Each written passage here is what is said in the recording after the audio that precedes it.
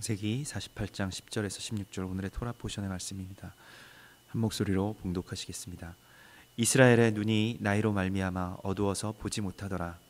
요셉이 두 아들을 이끌어 아버지 앞으로 나아가니 이스라엘이 그들에게 입맞추고 그들을 안고 요셉에게 이르되 내가 내 얼굴을 보리라고는 생각하지 못하였더니 야 하나님이 내게 내 자손까지도 보게 하셨도다. 요셉이 아버지의 무릎 사이에서 두 아들을 물러나게 하고 땅에 엎드려 절하고 오른손으로는 에브라임을 이스라엘의 왼손을 향하게 하고 왼손으로는 므낫세를 이스라엘의 오른손을 향하게 하여 이끌어 그에게 가까이 나아가매 이스라엘이 오른손을 펴서 차남 에브라임의 머리에 얹고 왼손을 펴서 므낫세의 머리에 얹으니 므낫세는 장자라도 발을 엇바꾸어 얹었더라. 그가 요셉을 위하여 축복하여 이르되 내 조부 아브라함과 아버지 이삭이 섬기던 하나님, 나의 출생으로부터 지금까지 나를 기르신 하나님, 나를 모든 환난에서 건지신 여호와의 사자께서 이 아들에게 복을 주시오며 이들로 내 이름과 내 조상 아브라함과 이삭의 이름으로 칭하게 하시오며 이들이 세상에서 번식되게 하시기를 원하나이다. 아멘. 아멘. 이제 애굽에서 마지막 임종의 때를 향해서 나아가고 있는 이 야곱과 요셉의 모습을 우리가 보게 되는데요. 야곱이 병이 들었다 함의 소식을 듣고 요셉이 그의 두 아들과 함께 야곱을 문안하러 옵니다. 그런데 야곱은 그 마지막 자신의 육체를 일으켜서 요셉에게 너의 두 아들 에브라임과 므낫세는 이제 나의 아들로 내가 삼을 것이다, 그렇게 말합니다. 그러니까 입양을 하는 것이죠. 이것이 우리는 무슨 의미인지는 잘 모르는데 이스라엘 백성들은 그 자신의 아들이냐 아니면 자신의 손자냐, 이것은 굉장히 중요한 문제입니다. 그래서 이 라헬이 다 모든 그 아들들을 다 낳지 못하고 길에서 죽었다라고 말하면서 그 라헬의 아들들로 지금 에브라임과 므낫세를 편입시키겠다, 입양시키겠다라고 하는 놀라운 말을 하게 됩니다. 이것은 상속자가 되게 하겠다라는 말입니다. 그러니까 내가 이제 죽을 때에 나에게 하나님께서 주신 그 복 그리고 권세들을 이 아들들에게 나눠주겠다. 이것은 손자에게 주는 것과는 다른 복입니다. 그러니까 손자에게는 축복을 할 수는 있겠지만은 그냥 손자에게는 그 손자로서 그냥 사랑할 수 있겠지만은 이것은 지금 아들들로 그들을 받아들이겠다는 것이고, 그것은 말하자면 요셉의 동생들이 되는 것이고, 그 요셉의 그 축복이 이제 이 아들들, 이 에브라임과 므낫세에게 두 배로 나누어진다는 것을 또한 의미하는 것입니다. 그래서 요셉에게는 이 아들들을, 그러니까 요셉이 낳은 이 아들들을 야곱의 아들들로 편입시키겠다라고 말씀하시고, 그리고 요셉에게 주는 복은 바로 이 두 배의 복을 이제 주는 것이죠. 그래서 그와 같은 복을 주게 되는데 이제 두 아들을 데리고 에브라임과 므낫세를 데리고 왔을 때에 5절에 보면 내가 애굽으로 와서 내게 이르기 전에 애굽에서 내가 낳은 두 아들 에브라임과 므낫세는 내 것이라. 르우벤과 시므온처럼 이 장자와 차자처럼 내 것이 될 것이라고 그렇게 말을 하는 것이죠. 그것이 또한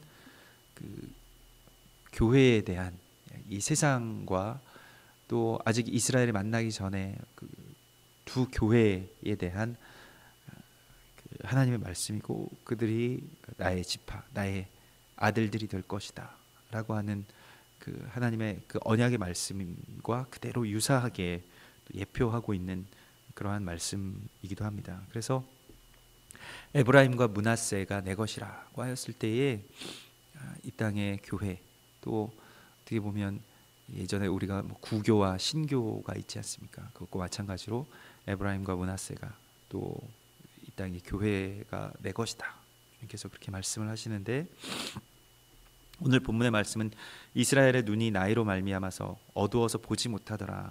보지 못하는 그 이스라엘의 눈에 대하여서 말씀하시는데, 그러나 요셉이 두 아들을 이끌어서 아버지 앞으로 이제 말하자면 입양식을 하게 되는 것이죠.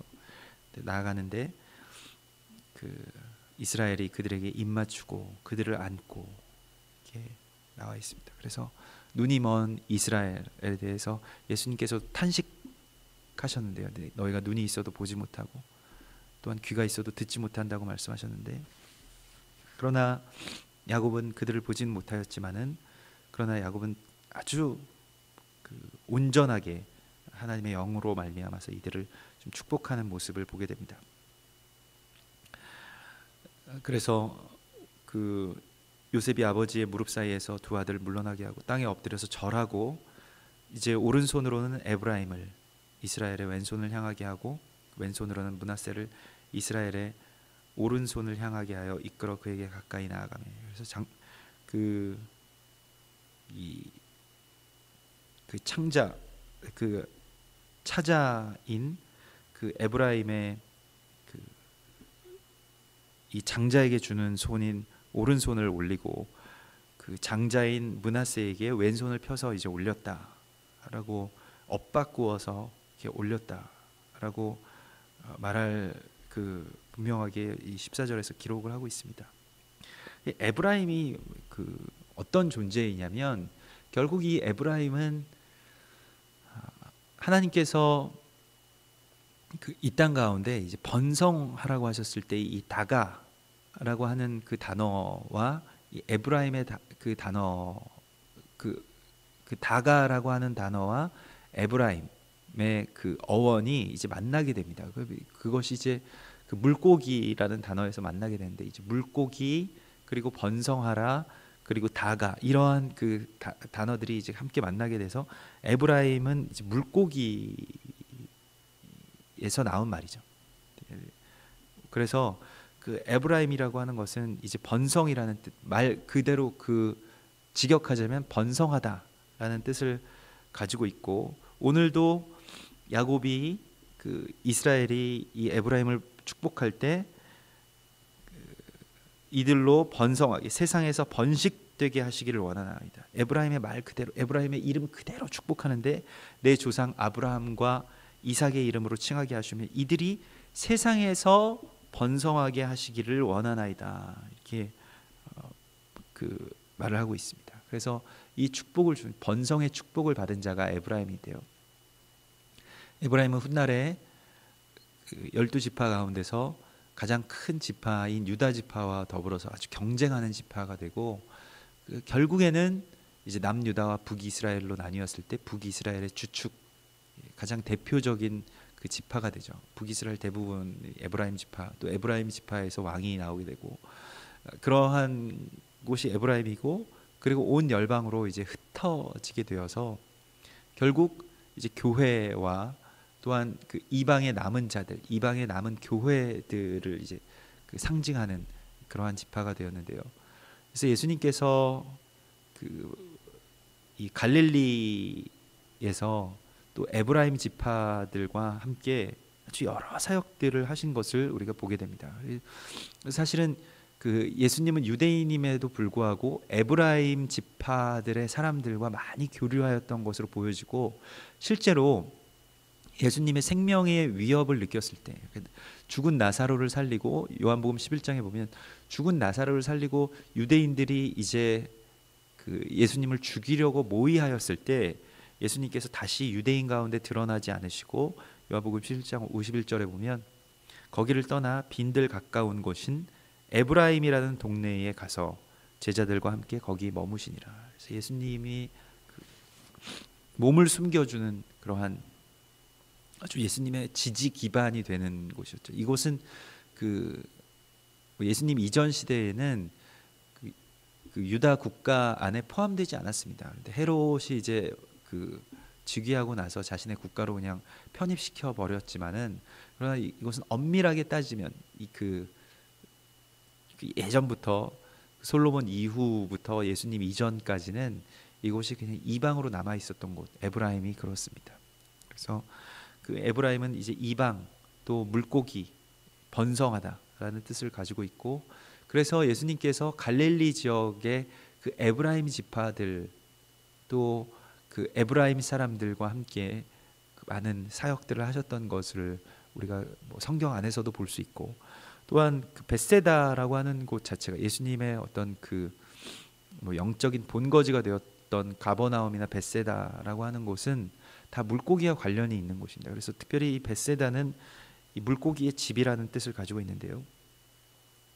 마가복음 11장에 보면 벳세다의 맹인을 고쳐준 사건이 나오는데 거기에는 영적인 예표들이 있습니다. 그래서 그 예수님께서 벳세다에 이르셨을 때 맹인 한 사람을 데리고 예수께 나와서 손 대시기를 구하거늘, 이게 이제 그 벳세다의 맹인 사건과 또 나중에 요한복음 9장에 날 때부터 맹인된 사건과 좀 유사한 점들이 있는데, 근데 벳세다의 맹인은 이제 이방인의 눈을 열어주시는 것입니다. 이것이 먼저 일어난 이 사건이고, 그 후에 유대인의 눈을 열어주시는 그 날 때부터 소경된 자, 예루살렘에서 그 소경된 자를 열어주시는데, 그 이야기의 그 치유법은 똑같습니다. 예수께서 맹인의 손을 붙잡으시고 마을 밖으로 데리고 나가사,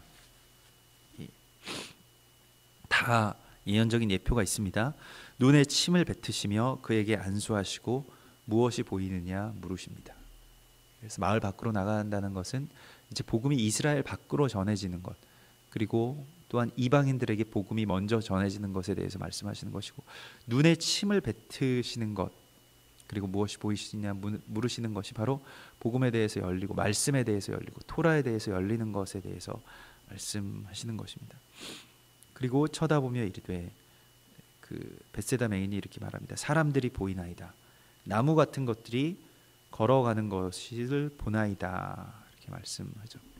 그래서 이것은 물론 뭐 시력이 아직 제대로 되돌아오지 않았다는 것을 의미합니다만은, 그러나 이 구절에 대해서 메시아닉 랍비들은 이 나무가 이제 감람나무를 뜻하는 것인데, 이 나무들이 걸어간다라고 하는 것을 우리가 볼 때는 그냥 눈이 잘 침침해서 보이지 않았구나라고 생각하는데, 그들에게는 완전한 관용적인 표현이라는 것입니다. 그래서 나무들이 걸어간다라는 것이 그 신명기 8장에서 그 복음의 그 토라의 길을 걸어가는, 그 신명기 8장 6절에서 내 하나님 여호와의 명령을 지켜 그의 길을 따라가며 그를 경외할지니라, 여기서 그의 길을 따라가며 그의 길을 걷다라고 하는 것인데, 그 유대인들은 이 토라의 길을 걷는다라고 표현하죠. 이것이 그 행함과 아주 깊은 관련이 있고 인생 전체의 여정과 관련이 있기 때문에 토라의 길을 걷는다. 근데 나무들이 길을 걷는 것을 보나이다 라고 하는 것이 바로 이것이 보이는 것이 첫 번째의 각성이었던 것입니다. 그래서 이방인들에게 또한 유대인들이 토라의 길을 걷는 것에 대해서 보게 되고, 그렇게 될 때 이에 그렇게 되었기 때문에 라고 해석할 수 있겠습니다.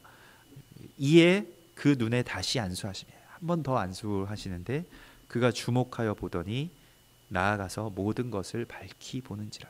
그 다음에 그리스도 예수에 대해서, 또한 그 놀라운 그 하나님의 비밀에 대해서 밝히 보게 된다는 것입니다. 우리도 그 이스라엘의 회복, 또 토라의 길을 걷는다라고 하는 것에 대해서 그런 나무들이 걸어가는 것과 같이 무엇인가 뭐 분명치 않게 보인다 할지라도 그것에 대해서 열리기 시작할 때 주님께서 한 번 더 우리에게 안수하여 주셔서 우리 눈이 밝아지는 역사가 이제 일어나게 될 것을 마가복음에서는 그렇게 예표하고 있습니다. 오늘 이스라엘 곧 야곱은 장자임에도 불구하고 므낫세를 그 차자의 손을 얹어서 그를 축복하고, 또한 장자의 축복을 이 에브라임에게 줌으로써 계속해서 지금 3대째 내려오고 있는 이 장자와 차자의 순서가 바뀌는 그러한 그 축복의 순서에 뒤바뀌는 것에 대해서 계속해서 그것이 이어져 내려오고 있습니다. 그래서 그 이삭이 이제 말하자면 이스마엘이 장자임에도 불구하고 이삭이 그 언약의 아들이기 때문에 복을 받았죠. 장자의 권한을 받고 장자의 축복을 받았고, 또 에서가 장자임에도 불구하고 언약을 사모했던 야곱이 그 에서를 대신해서 복을 받게 되었습니다. 그리고 오늘 므낫세가 장자임에도 불구하고 에브라임이, 약속의 아들인 이 에브라임이 복을 받게 됐습니다. 주님께서 우리 가운데 말씀하실 때에 그러므로 먼저 된 자가 나중되고 나중된 자가 먼저 될 것이다 라고 말씀하셨습니다. 그래서 우리가 생각할 때에 이 세상에서 이제 먼저 된 자가 나중되고 나중된 자가 먼저 된다 하는 것이, 나중에 믿은 자가 더 열심히 할 수도 있고 또 먼저 믿은 자가 더 좀 열심히 못할 수도 있다, 이런 주로 이런 메시지로 많이 받습니다만은, 그러나 예수님께서 말씀하실 때에 어떤 그 말씀의 본질, 하나님의 나라의 비밀에 대해서 말씀하실 때에 그 말씀은 바로 이러한 것입니다. 므낫세가 받을 축복이 에브라임에게서 먼저 시작되고, 또 먼저 시작될 자가 나중에 다시 되돌아오게 되는 그런 역사들에 대해서 말씀하신 것이고, 거기에 아주 중첩적으로 가려진 말씀은 하나님의 어떤 장자라고 할 수 있는 유다 민족, 또 지금 이스라엘 족속이 가장 나중에 그리스도 예수께로 되돌아오게 될 것이다. 그들이 결국에 땅끝이 될 것이라고 말씀하시는 것이죠. 그래서 너희가 땅끝까지 이르러 나의 증인이 되리라 하였을 때에, 물리적인 땅끝은 물론 우리 이스라엘에서 볼 때 물리적인 땅끝은, 예루살렘에서 볼 때 물리적인 땅끝은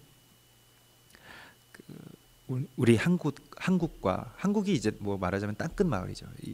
일본은 이제 섬이니까 땅의 끝에 또 더 끝이라고 할 수 있겠습니다만, 우리가 해남 땅끝 마을 할 때에 가장 대륙에 붙어 있는 마지막 땅끝이 바로 한국이고, 여기에까지 복음이 증거되고 다시 이제 영적인 땅끝인 그들 가운데로 가게 되는 것입니다. 그래서 이 반복돼서 일어나는 먼저 된 자가 나중되고 나중된 자가 먼저 되는 역사가 지금도 일어나고 있고, 우리가 두 번째의 아들로, 또 므낫세와 에브라임은 영적인 예표로는 그들이 이 땅 가운데 다시 예수 그리스도에게로 편입된 두 교회, 그러니까 예전 구교인 카톨릭과 또 신교인 우리 개신교 개혁 교회들을 그렇게 지칭하는 것일 텐데, 그것이 또한 엇갈려서 또 왜냐하면 므낫세는 이제 잊어버림이라는 뜻을 가지고 있고, 예전의 것들을 다 잊어버리게 됩니다. 그래서 예전의 뿌리들, 또 예전의 히브리의 것들, 절기, 안식일, 그런 것들을 다 잊어버린 채로, 그래서 망각 속에서의 어떤 자유, 또 망각 속에서의 말하자면 외면하는 것을 통해서 그냥 얻는 그러한 기쁨을 택하였고, 또 두 번째 에브라임은 이제 번성이라는, 부흥이라는 뜻을 가지고 있는데, 이 에브라임의 부흥, 그래서 이방인의 충만한 수가 차게 되는 것, 이방인이 에브라임의 그 말 그대로 충만한 수까지 나아가게 될 때 주님께서 이스라엘 전체를, 유다 지파를 구원하시겠다고 하는 그 언약에 대해서 오늘 이제 야곱이 정확하게 축복하고 있는 것입니다. 여호와의 사자께서 이 아이들에게 복을 주시기를 원하오며 이들로 내 이름과 내 조상 아브라함과 이삭의 이름으로 칭하게 하시오며 이들이 세상에서 번성하게 되기를 원하나이다. 이렇게 기도했던 것입니다. 이 축복은 지금 오래전 에브라임에게만 주어진 축복이 아니고, 므낫세에게만 주어진 축복이 아니고, 지금 우리에게, 야곱이, 하나님이 우리에게 주시는 그 축복을 오늘 야곱이 대언하고 있는 것입니다. 오늘 우리는 이 축복을 받은 자들로 이방인의 충만한 수로, 이방인의 충만한 수는 숫자적인 충만함이기도 하지만, 그러나 영적인 연합, 그리고 온전함, 형제들의 어떤 화평, 이러한 모든 것을 의미하는 것이기도 합니다. 그래서 이방인의 충만한 수가 찬다라고 하는 데까지 우리가 나가기 위해서, 북한이 회복되어야 할 것이고, 또한 일본이 되돌아와야 할 것이고, 또 중국의 그 정말로 말 그대로 충만한 수의 성도들이 일어나게 될 것을 주께서 약속하십니다. 이제 새로운 시대가 열리고 있습니다. 또 새로운 한 세대가 가고 또 새로운 역사가 열리는 시점 가운데 있습니다. 야곱의 시대가 가고 이제 에브라임과 므낫세의 시대가 열리는 그 지점 가운데 와 있는 것입니다. 또한 그럴 때에 이전의 복이 우리 가운데로 주어지게 되고, 그렇게 유업으로 우리가 그것을 받고, 또한 앞으로 나아갈 소망들이 또 꿈들이 우리 가운데서 새롭게 더해지는 거룩한 하나님의 시간으로 하나님께서 우리를 부르고 계시고, 우리가 지금 그 양자의 위임식 가운데 있는 것입니다. 하나님께서 우리를 당신의 손으로 직접 안수하시고 우리를 하나님의 자녀로 그렇게 삼아주시는 거룩한 복이 오늘 우리 가운데 선포되고 우리 한 사람 한 사람 가운데 임하시는 것을 주의 이름으로 선포합니다. 같이 기도하겠습니다.